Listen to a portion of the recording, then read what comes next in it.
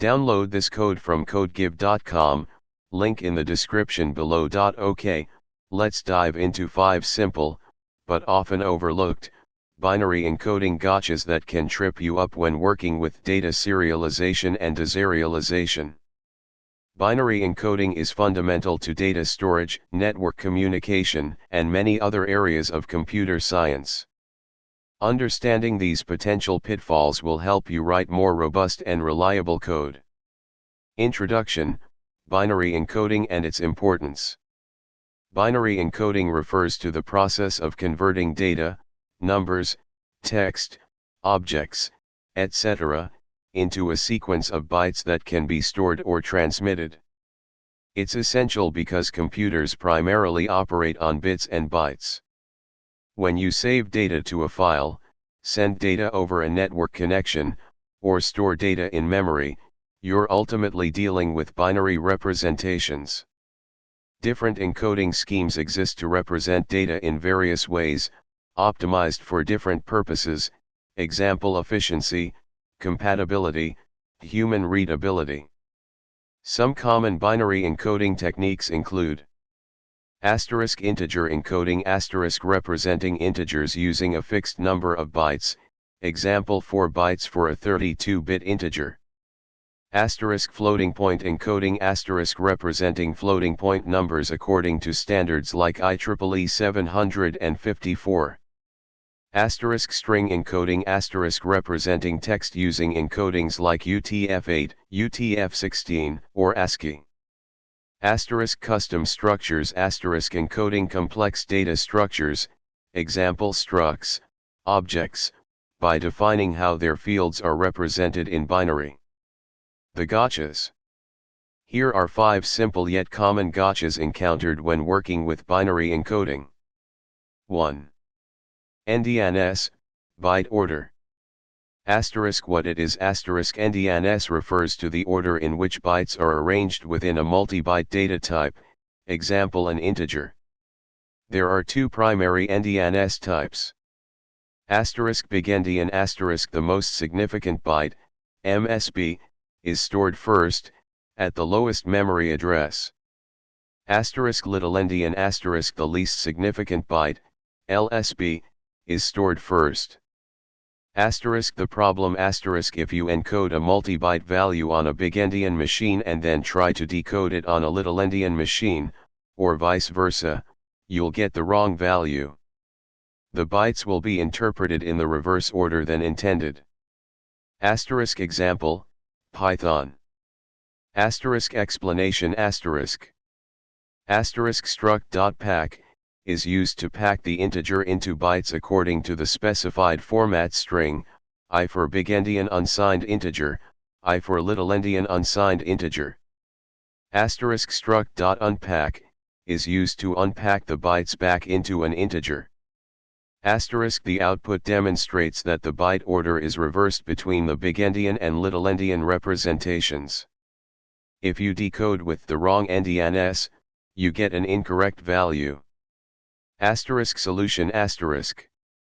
Asterisk be explicit, asterisk always specify the NDNS when encoding and decoding multi-byte values. Use format strings in functions like struct.pack, and struct.unpack, in Python or equivalent mechanisms in other languages. Asterisk network byte order, asterisk when exchanging data over a network, it's common to use a standard byte order, usually bigendian, often called network byte order. This helps ensure that different systems can communicate correctly. Functions like socket.hnl, and socket.entall, host to network long and network to host long, can be used to convert between the host's byte order and network byte order. Asterisk metadata, asterisk include information about the NDNS of the data in the data itself, example a header field. This is useful when dealing with files or data streams that might be read by systems with different NDNS. 2. Data alignment and padding. Asterisk what it is, asterisk data alignment is the way the CPU likes to organize data in memory. For performance reasons, Processors often work most efficiently when data is aligned on certain boundaries, example 4-byte aligned, 8-byte aligned. Compilers will often insert padding bytes to ensure that data structures are properly aligned. The problem when encoding custom structures, the compiler may automatically add padding bytes to satisfy alignment requirements. If you create a binary representation of a struct without being aware of this padding, the resulting encoding will be different from what you expect. When deserializing, you need to account for these padding bytes. Example, C/C++. Explanation without pragma pack, push, 1. The compiler might insert 2 bytes of padding after A to align B on a 4-byte boundary. This would make the size of my struct equal to 8 instead of 6. The manual encoding demonstrates how to create a byte array representing the struct without padding. If you serialize the struct directly using mempb, you will get the padded version. Solution Understand compiler alignment rules. Research how your compiler aligns data structures and how padding is added. Use compiler directives. Use pragma pack, or similar directives in other languages, to control data alignment. This allows you to explicitly specify the alignment behavior. However, be careful when disabling alignment, as it can impact performance. Manually encode/decode.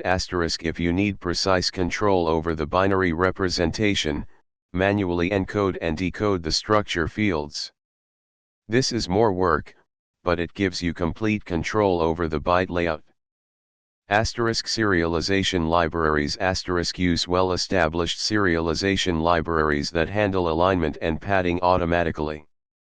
Examples include protocol buffers, Apache Thrift, and flat buffers. These libraries often provide cross-platform compatibility and handle many of the complexities of binary encoding. 3. Variable length encoding and delimiters. What it is. Variable length encoding is a technique used to represent data items, example strings, integers, using a variable number of bytes. This can be more efficient than using fixed length representations, especially when the data values vary significantly in size. A delimiter is a special character or sequence of bytes that marks the end of a data item. The problem. If you're using variable length encoding, you need a way to determine where one data item ends and the next one begins. Without a clear delimiter or a length prefix, you won't be able to correctly decode the data stream. Example, Python, simple length prefixed string. Explanation. Encode_string prefixes the UTF-8 encoded string with a single byte indicating the string's length. Decode_string reads the length byte first, then extracts the string based on that length. This allows multiple strings to be concatenated in a single byte stream without ambiguity. Example, Python, delimiter-based string, null terminated strings. Solution. Length prefixes. Prefix each data item with its length.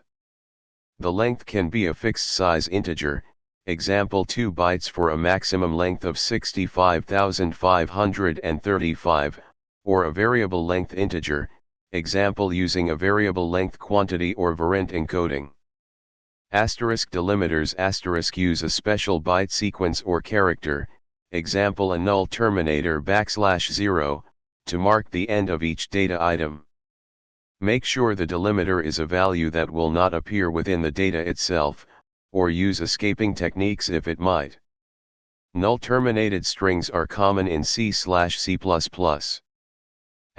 Framing protocols. For network communication, use framing protocols that provide clear boundaries between messages. Examples include HTTP, TCP, which provides reliable byte streams, but requires application-level framing to separate messages, and custom protocols. 4. Data type size and overflow. What it is every data type, integer, float, etc., has a limited size. The number of bits used to represent the data determines the range of values it can hold. The problem if you try to encode a value that exceeds the maximum representable value for a given data type, you'll get an overflow. The result will be incorrect or unpredictable. Similarly, if you try to decode a value from a binary representation into a data type that's too small to hold it, you'll also get an overflow. Example, Python. Explanation The first example shows that struct.pack will raise an exception if you try to pack a value outside the range of the specified data type. The second example shows that you can end up with truncation if you only decode part of a larger type. Here, we encoded a 2-byte short but decoded only the first byte. The third example attempts to decode a 4-byte integer as a 2-byte integer. This is a very common error and can result in unexpected behavior or exceptions, depending on your environment. Solution Choose appropriate data types. Carefully select data types that are large enough to hold the expected range of values. Consider the maximum and minimum possible values for each field. Range checking. Before encoding, validate that the value is within the valid range for the chosen data type. Raise an exception or log an error if it's out of range. Error handling. During decoding, be prepared to handle potential overflow errors. Catch exceptions or use error codes to detect and respond to overflow conditions.